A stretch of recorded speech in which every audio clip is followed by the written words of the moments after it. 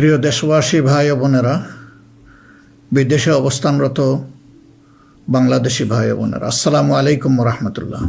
আশা করি আপনারা সকলেই আল্লাহর মেহেরবানিতে ভালো আছেন এবং সুস্থ আছেন। আজ আমি আপনাদের সামনে এসেছি কোনো গতানুগতিক রাজনৈতিক ভাষণ দেওয়ার জন্য নয়। আজ আমি একেবারে মনের ভেতরের কিছু কথা আপনাদের সাথে ভাগাভাগি করতে চাই, যে কথাগুলো একজন জেএনজি, একজন যুবক আর আমাদের প্রজন্ম সবার সাথে সম্পৃক্ত। একজন মুসলমানের জন্য যেমন, তেমনি আমাদের দেশের অন্য ধর্মের সকল ভাই বোনদের জন্য। প্রিয় দেশবাসী, আজ আমি এখানে যাদের কারণে কথা বলছি, সেই জুলাইয়ের মহান শহীদদের রুহের মাগফিরাত কামনা করছি।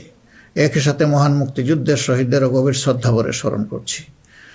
জুলাইয়ের রক্তক্ষয়ী সংগ্রামে এখনও বহু মানুষ আহত আছেন। আমি তাদের দ্রুত আরোগ্য ও সুস্থতা কামনা করছি। জুলাই হয়েছিল কারণ আমাদের দেশ, আমরা একত্রিত হয়েছিলাম। জুলাইতে রাস্তায় নেমেছিল আমাদের তরুণরা, রাস্তায় নেমেছিল আমাদের প্রিয় মা বোনেরা, নারীরা, রাস্তায় নেমেছিল শ্রমিক, কৃষক, সর্বস্তরের ভাইয়েরা এবং সকল মেহনতি মানুষেরা। ফেসিবাদ বিরোধী বিভিন্ন রাজনৈতিক দলের নেতাকর্মীরাও তখন আমরা একাকার হয়েছিলাম। শিক্ষক ও প্রকৌশলী, ডাক্তারসহ বিভিন্ন শ্রেণী পেশার মানুষ তখন রাস্তায় নেমে এসেছিলেন। দেশপ্রেমিক সশস্ত্র বাহিনীর সদস্যরাও সে সময় অত্যন্ত প্রশংসনীয় এবং দায়িত্বপূর্ণ ভূমিকা পালন করেছেন। আমরা জুলাই আর চাই না। আমরা চাই এমন বাংলাদেশ যেখানে আর কোনো দিন জনগণকে রাস্তায় নামতে হবে না। আমাদের বুঝতে হবে জুলাই কেন হয়েছিল। জুলাই হয়েছিল একটা বৈষম্যহীন বাংলাদেশের জন্যে। জুলাই হয়েছিল একটা কালো রাজনৈতিক ধারার পরিবর্তনের জন্যে। যুগের পর যুগ ক্ষমতা কুক্ষিগত ছিল পরিবারতন্ত্রের হাতে, নির্দিষ্ট গোষ্ঠীর হাতে। সেখান থেকে মুক্তির জন্যে, বিশেষ করে 2009 সাল থেকে জাতির উপর এমন এক শাসক গোষ্ঠী চেপে বসে, যারা মানবাধিকার, ভোটাধিকার সহ সকল গণতান্ত্রিক অধিকার কেড়ে নেয় এবং গণতান্ত্রিক প্রতিষ্ঠানগুলোকে ধ্বংস করে ফেলে। গুম, বিচার বহির্ভূত হত্যা, আয়নাগর প্রতিষ্ঠার মাধ্যমে জনগণের উপর নিপীড়ন চালায়। 2014, 18 ও 24-এর পরপর 3টি জাতীয় নির্বাচনের নামে তামাশার মাধ্যমে আমাদের ভোটের অধিকার হরণ করা হয়। এইসব নিপীড়ন এবং অধিকার ফিরে পাওয়ার জন্যই এসেছিল রক্তাক্ত জুলাই। আমাদের তরুণরা এখন একটা নতুন দেশ দেখতে চায়, যে দেশকে তারা গর্ব করে বলতে পারবে, নতুন বাংলাদেশ, এটি আমার দেশ 2.0। এক কথায় যদি বলি, দেশের মানুষ পরিবর্তন চায়, কিন্তু একটি মহল পরিবর্তনের বিরোধী। কারণ পরিবর্তন হলেই তাদের অপকর্মের পথ বন্ধ হবে, মানুষের অধিকার কেড়ে নেওয়ার সুযোগ থাকবে না। এই সংস্কৃতি বদলানোর সাহস সবার থাকে না। ক্ষমতাবানদের বিরুদ্ধে রুখে দাঁড়ানোর হিম্মত সবার হয় না। এই হিম্মত দেখিয়েছে আবরার ফাহাদ, আবু সাইদ মুগ্ধ, উসমান হাদি এবং তাদের সহযোদ্ধারা। তাদের রক্তের শপথ নিয়ে নতুন প্রজন্মের লক্ষ লক্ষ সাহসী সন্তান আজ এই পরিবর্তনের জন্য প্রস্তুত।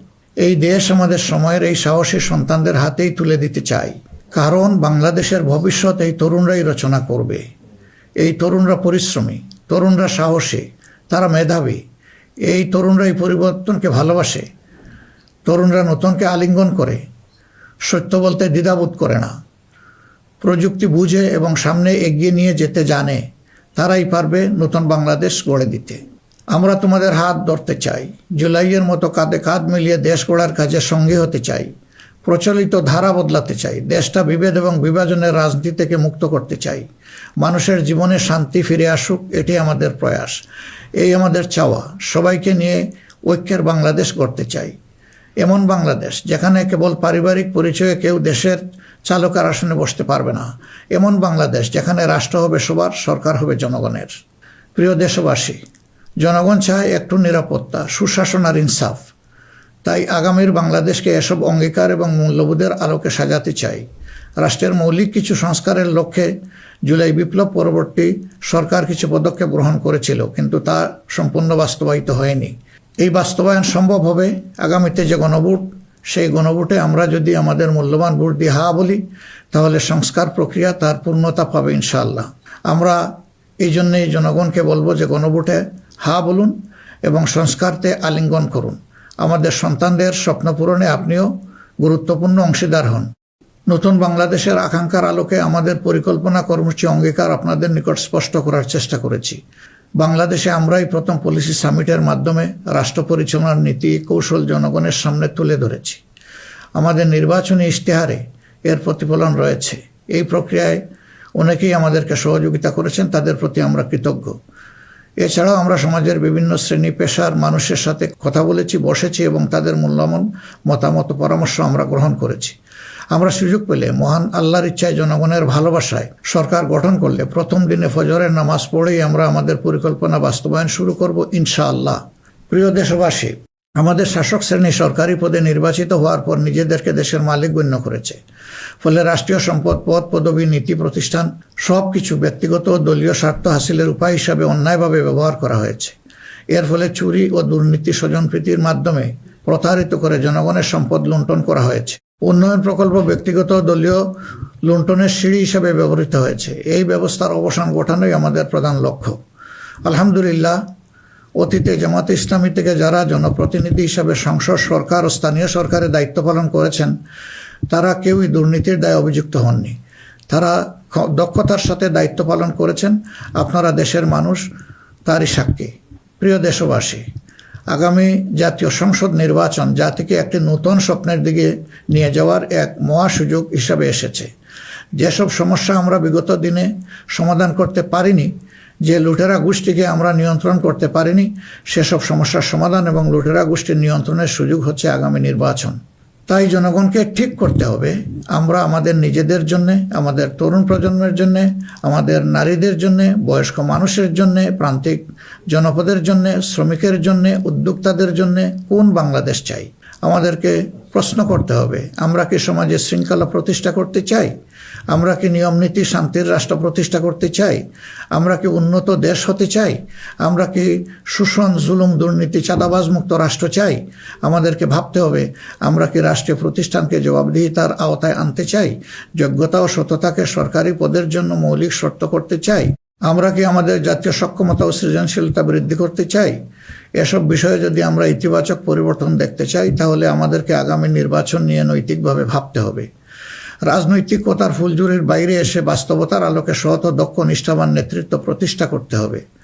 প্রিয় ভাই ও বোনেরা, আমরা আমাদের নির্বাচনী ইশতেহারে বলেছি যে আমাদের স্বপ্নের বাংলাদেশ তৈরির জন্য 5টি বিষয়ে হা এবং 5টি বিষয়ে না বলতে হবে।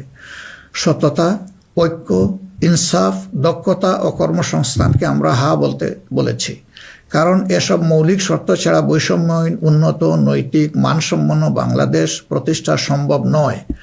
পাশাপাশি দুর্নীতি, ফ্যাসিবাদ, আধিপত্যবাদ, বেকারত্ব, চাঁদাবাজিকে স্পষ্ট না করতে বলেছি। প্রিয় দেশবাসী, বাংলাদেশ আয়তনে ছোট্ট কিন্তু জনসংখ্যার দিক থেকে একটি বড় দেশ। এই জনসংখ্যাকে অনেকে সমস্যা হিসেবে বিবেচনা করলেও আমরা মনে করি এটি আল্লাহর নিয়ামত এবং এক বড় সম্পদ। তাই আমাদের জনসংখ্যাকে জনশক্তিতে রূপান্তর করতে হলে নীতি এবং নৈতিকতা ভিত্তিক রাজনীতির বিকল্প নেই।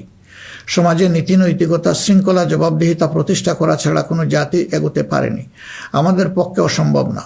যে সমাজে নারীর মর্যাদা রক্ষা করতে পারে না, সেই সমাজ কখনো সমৃদ্ধ হতে পারে না।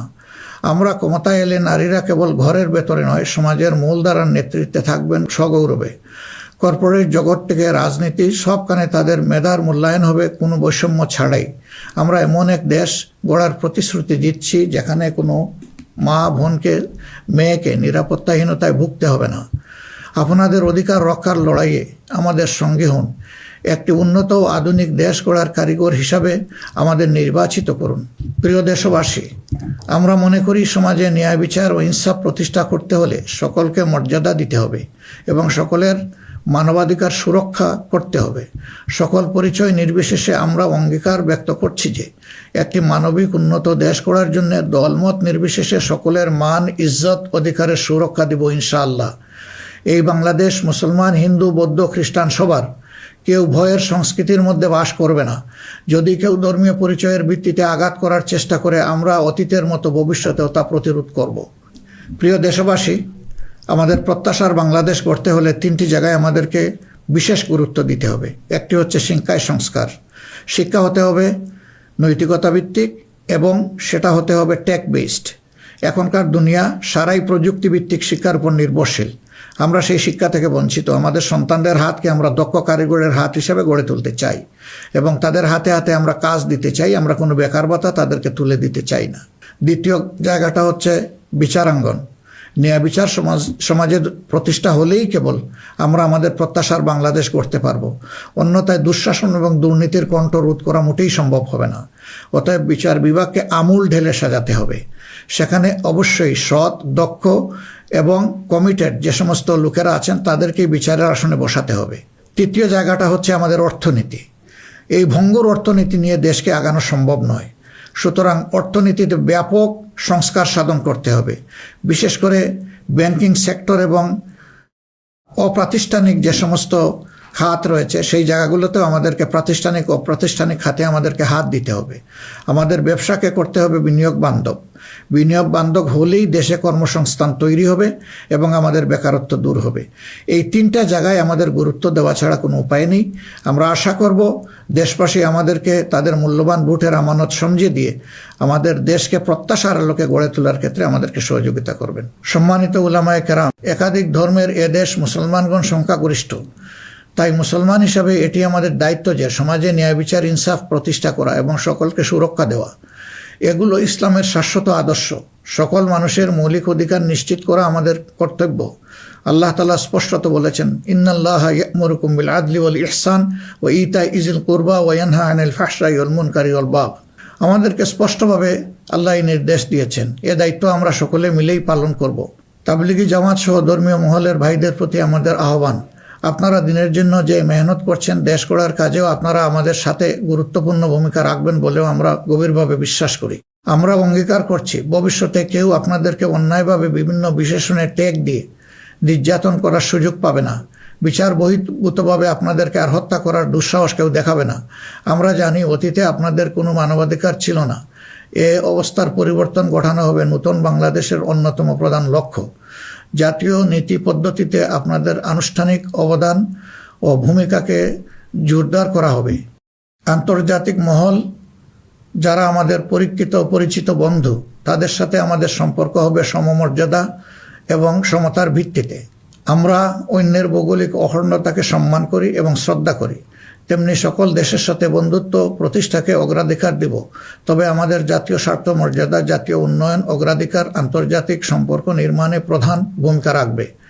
বৈশ্বিক উন্নয়ন চ্যালেঞ্জ সমূহ, বিশেষত জলবায়ু পরিবর্তন নিরসনে আমরা সাধ্যমতো ব্যবস্থা গ্রহণ করব এবং তা হবে স্বচ্ছতার ভিত্তিতে পরিচালিত। নিপীড়নের শিকার হয়ে আশ্রয় নেওয়া রোহিঙ্গা জনগোষ্ঠীকে তাদের নিজ দেশে নিরাপদ এবং সম্মানজনক প্রত্যাবর্তনের জন্য সব ধরনের কূটনৈতিক তৎপরতা জোরদার করা হবে ইনশাআল্লাহ। প্রবাসী ভাই ও বোনেরা, জন্মভূমি থেকে 1000 মাইল দূরে অবস্থান করেও জুলাইয়ের অভ্যুত্থানে আপনারা গুরুত্বপূর্ণ ভূমিকা রেখেছেন। জেল জুলুমের শিকার হয়েছেন, ত্যাগ স্বীকার করেছেন। ইতিমধ্যে আপনারা আপনাদের ভোটাধিকার প্রয়োগ করে নতুন বাংলাদেশে নিজেদের অধিকার প্রতিষ্ঠার পথে ইতিহাস রচনা করেছেন। আমি এতে আনন্দিত। আগামী দিনে দেশ গড়ার এই অভিযাত্রায় আপনাদের সক্রিয় অংশগ্রহণ ছাড়া আমাদের নতুন বাংলাদেশের স্বপ্ন অপূর্ণই থেকে যাবে।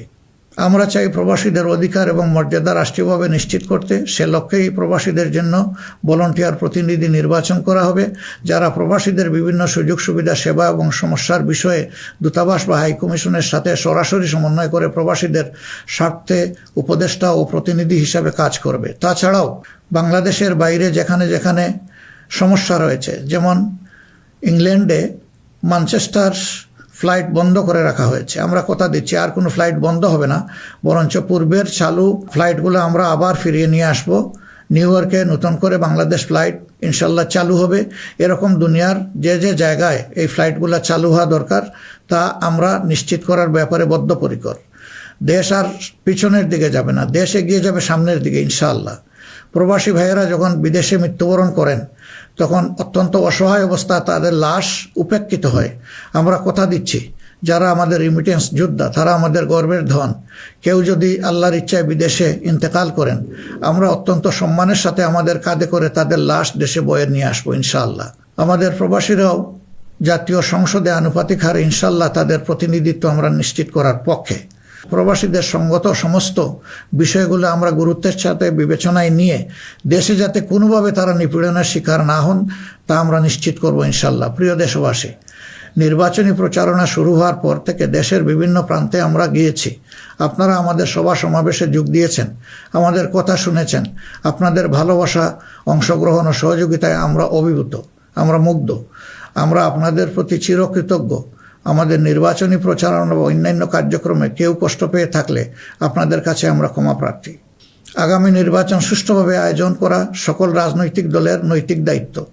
তাই আমাদের আহ্বান হবে নির্বাচনী আচরণ বিধিগুলোকে সম্মান জানানো এবং প্রতিদ্বন্দ্বী রাজনৈতিক দলের বৈধ অধিকারকে সম্মান করা। সুষ্ঠু নির্বাচন আয়োজনের মাধ্যমে রাজনৈতিক স্থিতিশীলতা নিশ্চিত করা হবে আমাদের রাজনৈতিক অঙ্গীকার। প্রশাসন ও আইন শৃঙ্খলা রক্ষাকারী বাহিনীর সদস্যরা নিরাপত্তার দায়িত্ব তারা পালন করেছেন অত্যন্ত নিষ্ঠার সাথে। আমাদের সাংবাদিক ভাই এবং বোনেরাও অনেক কষ্ট করে আমাদের বিভিন্ন অনুষ্ঠান কভার করেছেন। আপনাদের প্রতি গভীরভাবে আমরা কৃতজ্ঞ। আপনাদের ঋণ শোধ করতে পারবো না। আপনারা ভালো থাকবেন। আমাদের দলের বিভিন্ন পর্যায়ে নেতাকর্মী, শুভাকাঙ্ক্ষী এবং নির্বাচনী জোটের নেতৃবৃন্দ কর্মীগণ নিরলস পরিশ্রম করে যাচ্ছেন, আর্থিক ত্যাগ করেছেন। শেরপুরে আমার ভাই রেজাউল করিম প্রতিপক্ষের নির্মম আঘাতে শাহাদত বরণ করেছেন। আল্লাহ রাব্বুল আলামিন তার এই ত্যাগকে কবুল করুন এবং তাকে শহীদ হিসাবে কবুল করুন। আমাদের ভাই জনাব মোহাম্মদ নুরুজ্জামান বাদল, যিনি শেরপুর 3 আসনের প্রার্থী ছিলেন, তিনি ইন্তেকাল করেছেন। আল্লাহ তাকে উত্তম পুরস্কার দিন এবং জান্নাত নসিব করুন। প্রিয় দেশবাসী, আমরা আন্তরিকভাবে বিশ্বাস করি যে রাষ্ট্রীয় দায়িত্ব হচ্ছে আমানত। রাষ্ট্রীয় দায়িত্ব কোনো উপভোগের বিষয় নয়। সর্বাবস্থায় আমরা স্মরণে রাখব আমরা প্রত্যেকে দায়িত্বশীল এবং আমাদের দায়িত্বের ব্যাপারে জিজ্ঞাসাবাদ করা হবে। আমরা হজরতে ওমরের সেই বিখ্যাত উক্তি ও দায়িত্বশীলতা মনে রাখব যে ফুরাত তীরে একটি কুকুর না খেয়ে যদি মরে তাহলে তার জন্যও তাকে জবাবদিহি করতে হবে। আল্লাহর নির্দেশ অনুসারে আমরা ন্যায় বিচার প্রতিষ্ঠায় অঙ্গীকারবদ্ধ থাকব ইনশাআল্লাহ। আশা করি আপনারা আমাদের অঙ্গীকার ও স্বপ্নকে বিশ্বাস করে জাতীয় সংসদ নির্বাচনে আমাদের প্রতি সমর্থন জানাবেন। আগামী 12 ফেব্রুয়ারি তারিখে জামাতে ইসলামের প্রার্থীদেরকে দাঁড়িপাল্লা মার্কায় এবং যেসব অঞ্চলে 11 দলীয় অপরাপর প্রার্থী রয়েছেন তাদেরকে আপনারা আপনাদের এলাকায় ইনশাআল্লাহ মূল্যবান ভোট দিয়ে নির্বাচিত করবেন। এ আকুল আবেদন আপনাদের সকলের প্রতি রাখলাম। আল্লাহ পরিবর্তনের এক মহা সুযোগ আমাদেরকে এনে দিয়েছেন। আসুন সেটা কাজে লাগাই। বিগত দিনের রাজনীতি পরিহার করি, একটি নতুন বাংলাদেশ তৈরি করি যেখানে সবাই মান, ইজ্জত ও মর্যাদা নিয়ে বাস করবে। আমরা আমাদের তরুণ সমাজকে সমাজের ককপিটে বসিয়ে দিতে চাই। বাংলাদেশ নামের উড়োজাহাজটি তারাই চালাবে, তারাই হবে ক্যাপ্টেন, তারাই হবে এটার পাইলট। আমরা গিয়ে বসবো প্যাসেঞ্জার সিটে। হে তরুণরা, তোমরা তৈরি হয়ে যাও। এই দেশ তোমাদের জন্যে, এই দেশ তোমাদের হাতেই তুলে দিতে চাই এবং এই দেশ তোমাদের হাতেই আমাদেরকে সেদিন টেকিয়ে রাখতে পারেনি। ইনশাআল্লাহ আগামীতেও কোনো বাধা আমাদেরকে টেকিয়ে রাখতে পারবে না। আমরা আমাদের প্রিয় জনগণের এবং আমরা বিশ্বাস করি আমাদের জনগণ আমাদেরকে ভালোবাসে। জনগণের এই ভালোবাসায় আমরা অভিভূত এবং আমরা পূর্ণ আস্থা রাখি আমাদের জনগণের রায়ের প্রতি। আপনাদের সকলকে আজকের এই পর্যায়ে এসে আরেকবার আমি আহ্বান জানাবো, আসুন একটু নতুন বাংলাদেশ, তরুণদের প্রত্যাশার বাংলাদেশ, জিএনজির জন্য আগামী বাংলাদেশ, আমাদের নারী সমাজের জন্য একটা নিরাপদ এবং সম্মানের বাংলাদেশ গড়ে তোলার জন্যে আমরা সবাই আগামী 12 তারিখ দাঁড়িপাল্লা এবং জোটের অপরাপর মার্কা যেখানে যেটা আছে তাতে ভোট দিয়ে 11 দলীয় প্রার্থীদেরকে নির্বাচন করি। তাহলে ইনশাআল্লাহ প্রত্যাশার একটি দেশ আমরা খুঁজে পাবো, একটু নতুন বাংলাদেশ পাবো। আমরা বিশ্বাস করি জনগণ পরিবর্তন চায়, সেই পরিবর্তন জন্যই আমাদের এই আহ্বান। এই পরিবর্তন আমাদের হাতে ইনশাআল্লাহ মানাবে, অন্য কারো হাতে নয়। দৃশ্য তো এটা আপনারা বুঝতেই পারছেন। আল্লাহ হাফিজ। বাংলাদেশ জিন্দাবাদ। বাংলাদেশ জামাত ইসলামী জিন্দাবাদ। 11 দলীয় নির্বাচনী ঐক্য জিন্দাবাদ।